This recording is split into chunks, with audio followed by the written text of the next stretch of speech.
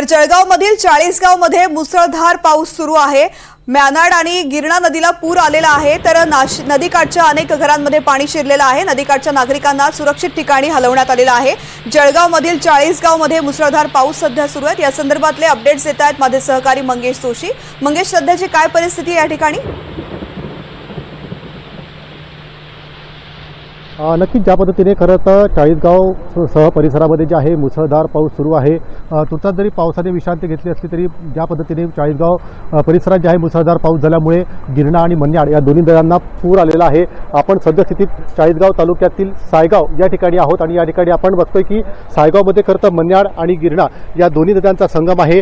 एका बाजूला पाहायला गेलं तर या ठिकाणी जे आहे मन्याड नदी आहे, दुथडी भरून अशी ती नदी जी आहे ती वाहत आहे आणि ज्या पद्धतीने मोठ्या प्रमाणात जो विसर्ग आहे हा मन्याड नदी पात्रामध्ये सोडण्यात आलेला आहे। दुसऱ्या बाजूला बघायला गेलं तर या ठिकाणी जे आहे गिरणा नदी आहे।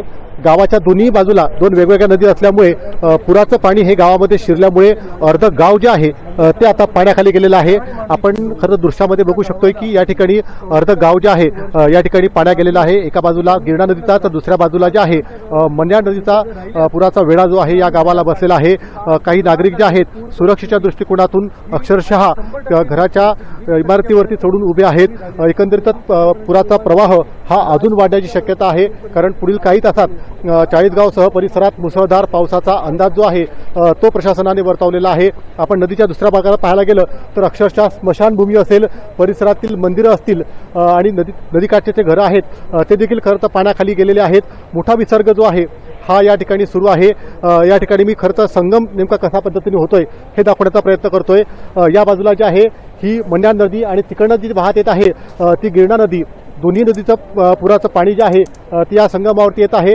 मात्र ज्या पद्धतीने गिरणा नदीचा प्रवाह हा मोठ्या प्रमाणात असल्यामुळे कुठेतरी मन्याड नदीचं पाणी जे आहे ते आता खरं तर हळूहळू गावामध्ये मोठ्या प्रमाणात शिरते आहे।